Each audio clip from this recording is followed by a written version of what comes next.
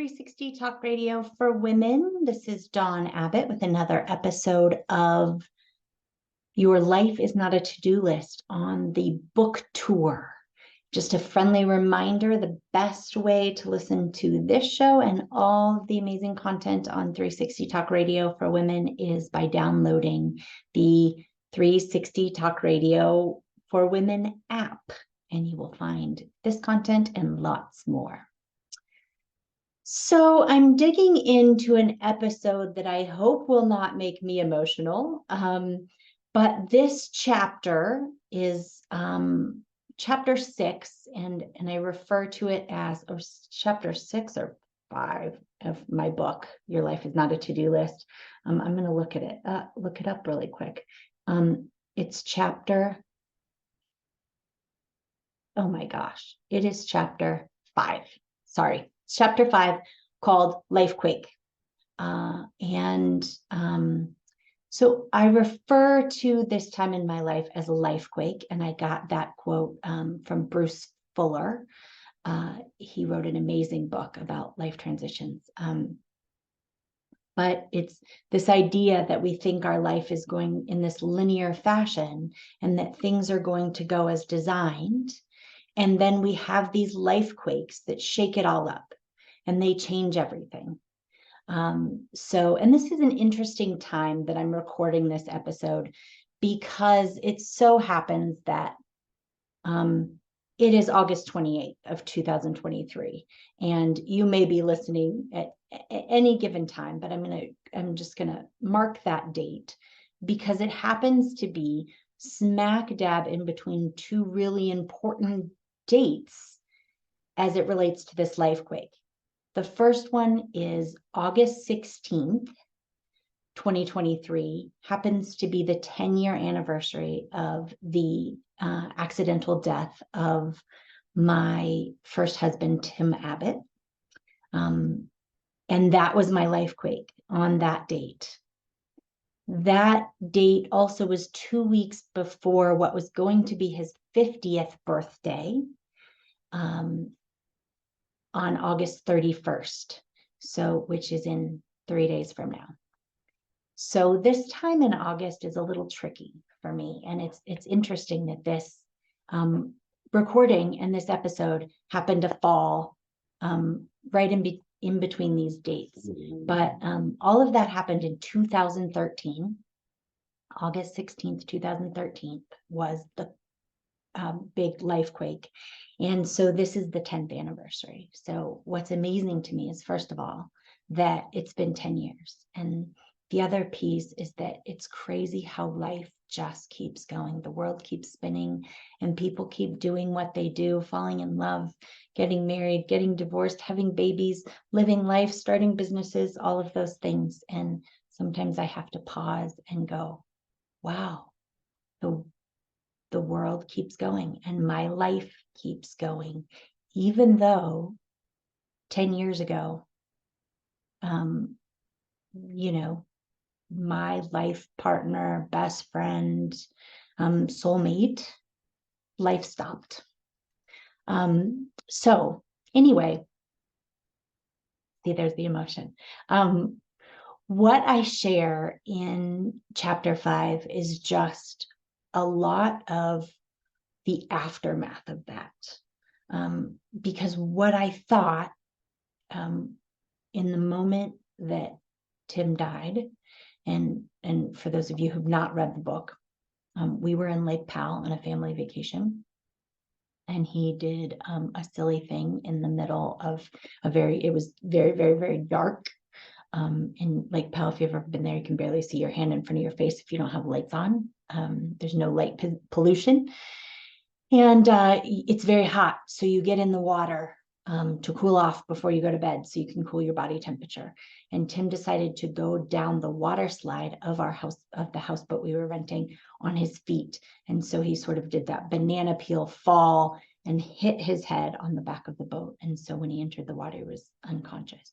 And so when he didn't come back up, we began looking and obviously couldn't find him. So, and the aftermath of that the first thing that happened was I didn't think I could go on, right? The other piece of this is at that moment, again, if you haven't read the book, I had 18 and 21-year-old sons, and we had just had the accidental amazing blessing of our daughter in May of that same year. So she was 3 months old.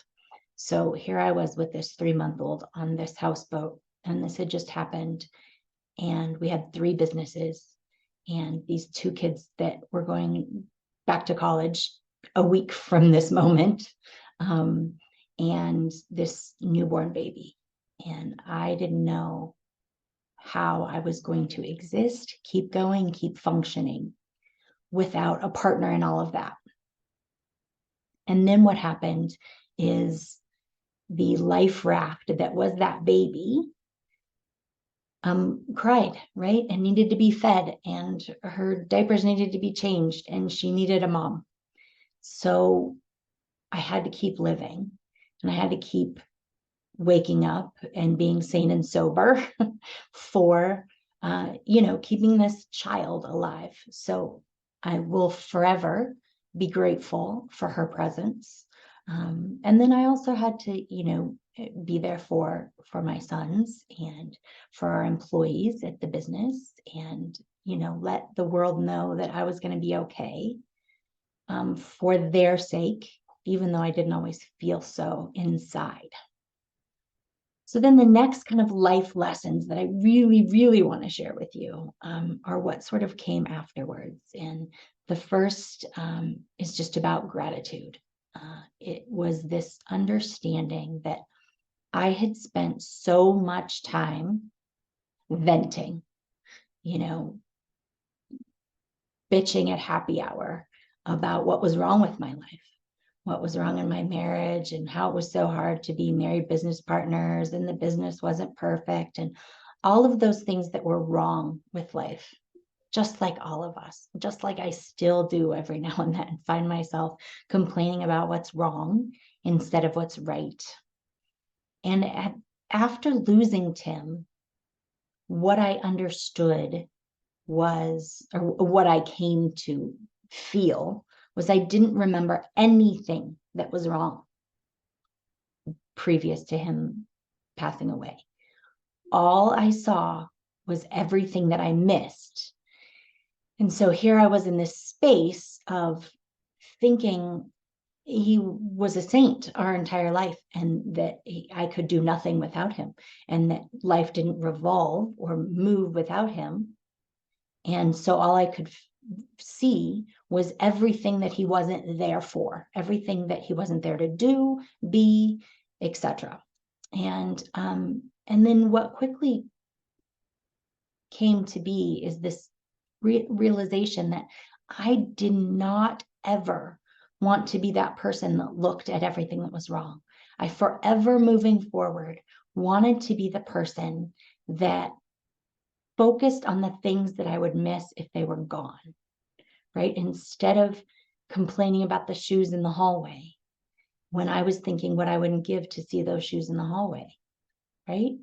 And so I made a decision that I would live in the light of gratitude from here moving forward, that forever I would catch myself when I was looking at what was wrong, do something about it, right? Like don't just, sweep it under the rug, right? If something's wrong and then you can make a change, obviously, you try to do that. But so much of what's wrong is insignificant.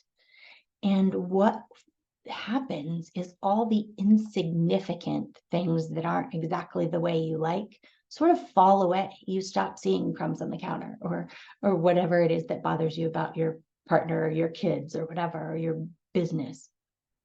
And instead, when you're focusing and when you catch yourself looking at what's wrong, you say, wait a minute, let me focus on some gratitude. Let me focus on my blessings. And when you do that, so much of what's wrong falls away, and you just get more and more of the greatness of the blessings in your life. So that is the first lesson that I carry with me. And it's, you know, a day-to-day work in progress, as we all know. I just found myself recently complaining about it. Again, for those of you who don't know, I'm remarried now, and my husband is taking care of his mother with Alzheimer's. Him and his sister are in partnership and you know, taking care of her. So we have my husband about 50% of the time, and the other 50% he's taking care of his mom, which God bless his soul, is he's amazing for doing so. But I found myself looking at what was wrong in this situation and all the times that I needed him here and he wasn't, and all of those things, instead of looking at all of the things he does and brings when he's here with the 50%.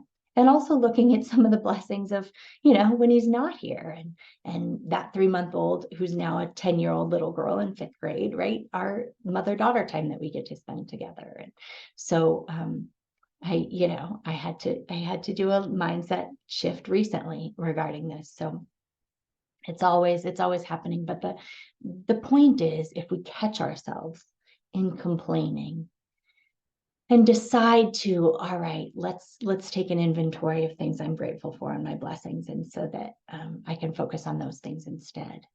And so I encourage you. It's a really much more pleasant place to be. All right, and then the next thing I sort of learned was this from a friend. I went to lunch and was just sharing about the fearful feelings, right? Like, I just wanted an easy button to stop feeling the hard. You know, and here I'm breastfeeding a baby, so I'm sober all the time. So the easy button can't be a bottle of wine going to bed, right? And I'm thankful for that. Again, that's another moment of gratitude, and that I didn't have some of those easy buttons that could have been dangerous and unhealthy. I wasn't able to use those, and so we were discussing this, and like, I just don't want to feel it sometimes, because I'm afraid of feeling it and letting it all in, and not being able to be happy, right? And they had said, be a screen, not a door, a quote that they had heard somewhere. And that really resonated for me, the visual of, okay, I can, rather than closing the door to the feelings and not letting them in because I'm afraid of them, or opening it wide open and thinking they're going to overtake me like a giant tidal wave and that I'm never going to be okay again. If I just be a screen and I let them all in, let them go through me, let all of the hard, good, bad, amazing, terrible, grief, sadness, anger, envy, all of those feelings that we all have, right? If I let them come in, I let them act as a sign or a lesson or a guide to what's going on with me, what's happening, what do I need today based on this feeling? What do I need to do for myself? Maybe it's not go to work, or maybe it's not be around a lot of people, or maybe I do need company, right? Those feelings are going to give me a guidepost to what I need for today. And then I can let them go right back out. They don't have to stay in. I don't have to shut them out, and I don't have to keep them in or shut them in, right? And so that was extremely helpful. So that's another tool, the visual I use of being a screen. And I hope that could be helpful to you all as well, of when you're feeling big feelings, you know, set aside time. Now, it's not always appropriate. There were lots of times in grief that I said, not right now.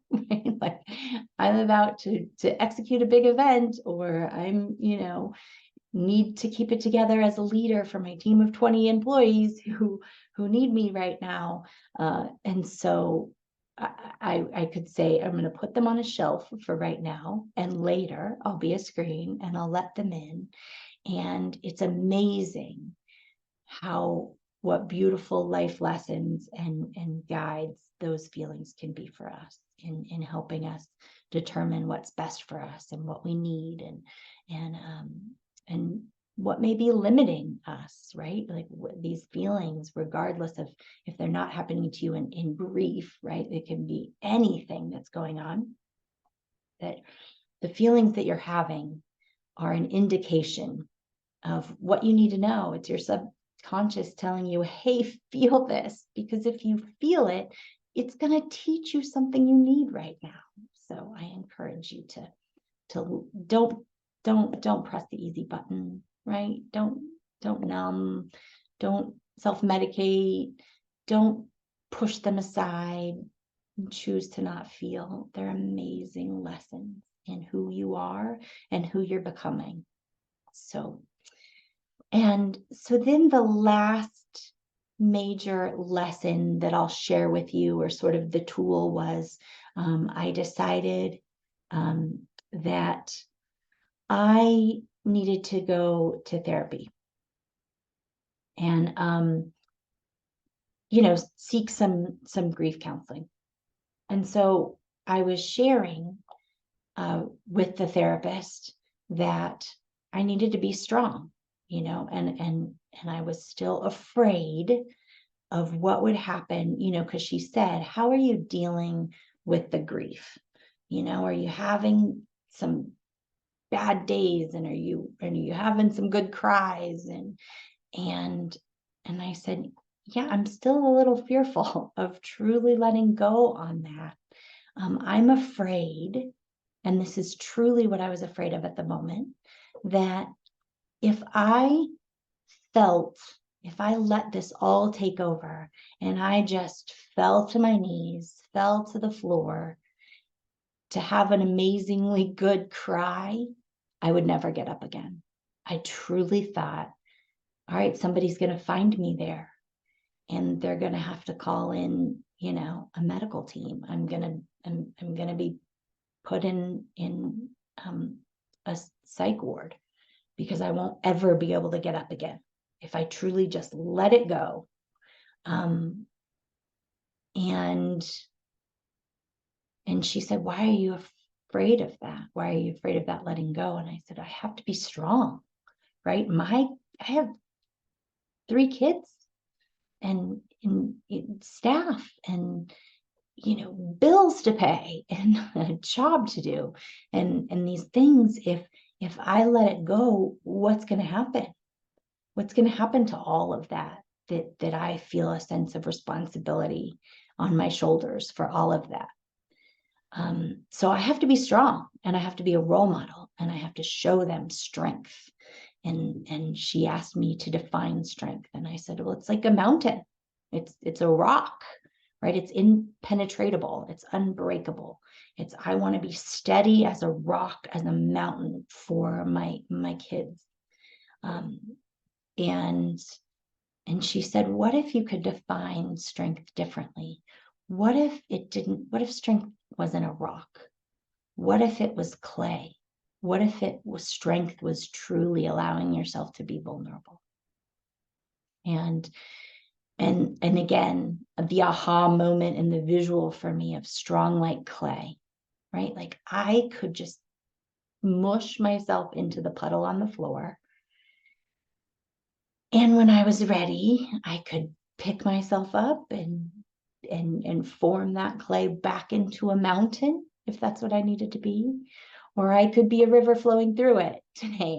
Clay could be anything, right? I could be a cup to take in other people's stuff sometimes.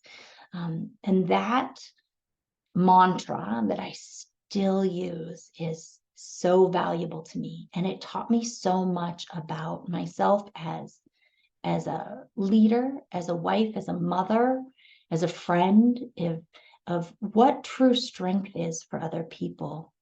I believe truly is about being vulnerable, is about being flexible, is about being there for others, being with them without judgment, without advice, right?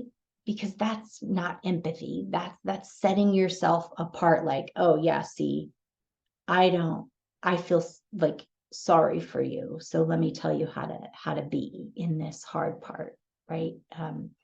And that's what another thing that I was feeling is I don't want anybody to feel sorry for me. So I have to show them how to be a rock or show them that I was strong so they didn't have sympathy and feel sorry for me. I don't want that. That doesn't feel good. And so that was part of this learning, is that when you're strong for other people like clay, what you're doing is not setting yourself apart. You're wrapping yourself around, right? Like, I can be the vessel with this clay to sit here with you in this. And that's true empathy, is I can just be here and be in your shoes. And I don't have to have experienced it, or I may have experienced something similar. But true empathy is just having an understanding and walking in someone's shoes and caring about them and being there with them through something difficult. And so that's what I strive to be, is with people in their hard, and also strive to allow people to be with me in my hard. And what that requires is that strength of vulnerability. And the other thing I learned when I'm vulnerable, like I have hard stuff that will continue to happen to me. And that was another lesson, right? Is I thought, ooh, enough hard for me, right? Like I had this major life quake. And so I should be good now. I should be, right, God, like we're good. No more hard. Well, guess what? I keep getting hard. I was, dealt some tough stuff during the pandemic. My mother-in-law, I'm going through some very difficult, stressful times that I will share in the future. When this story is done, I'm going through some very hard things. My middle son, who's now 28, who's going through some very, very hard times in his life.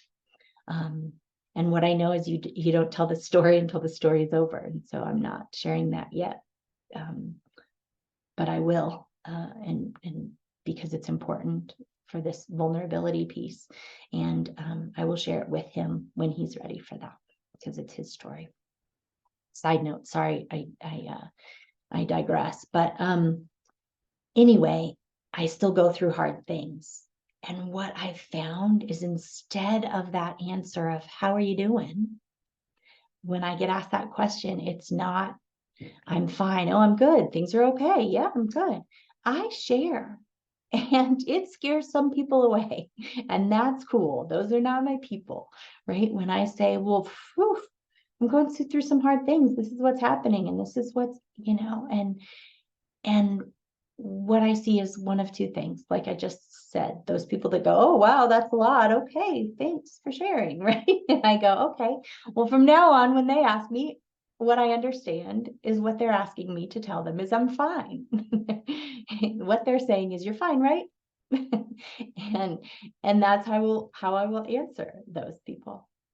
There's this other group of people who I give them such a gift when I share vulnerably, because all of a sudden, instead of them thinking, yeah, I'm good too, I'm on the island of everything's fine and I'm all by myself dealing with all of the shit in life, right? Instead, all of a sudden they go, ooh, and you see them visibly let out a huge breath and they go, oh, wow, that sounds hard. Thank you for sharing. I've dealt with that too, or I'm dealing with this, or let me share with you what's going on in my life around all the hard things, right? And then all of a sudden people are given this permission to just share, instead of us walking around all by ourselves thinking that everybody else has it great and we're the only one that keeps getting hit in the head with these life quakes, right? Or the hard stuff.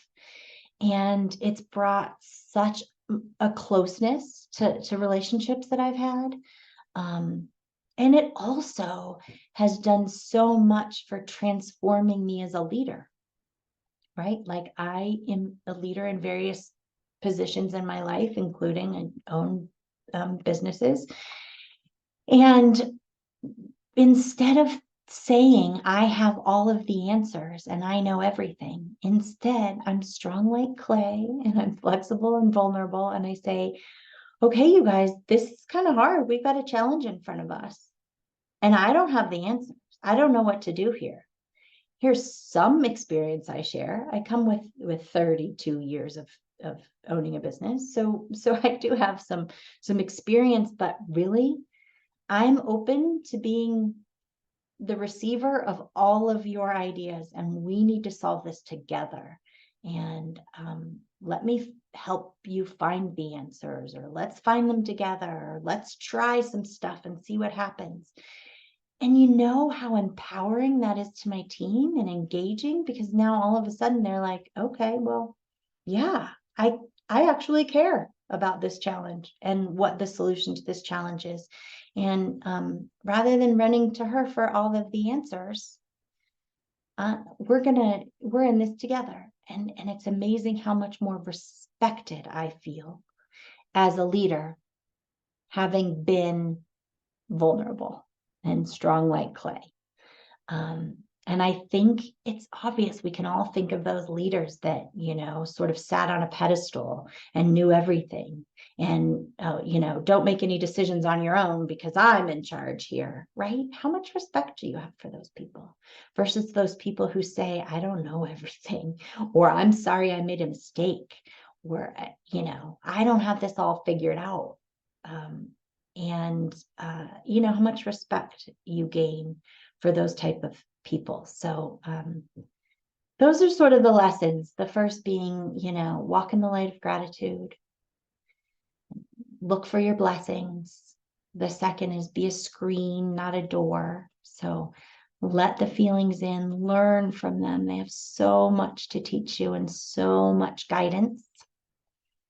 And lastly is be strong like clay. And be vulnerable and open up and share yourself and let others share with you. And my hope is that the title of my book, Your Life is Not a To-Do List, it's available on Amazon. The subtitle is A More Joyful Entrepreneurial Journey. And so it's tools for a more joyful entrepreneurial journey. Correct that. And these are 3 of the tools.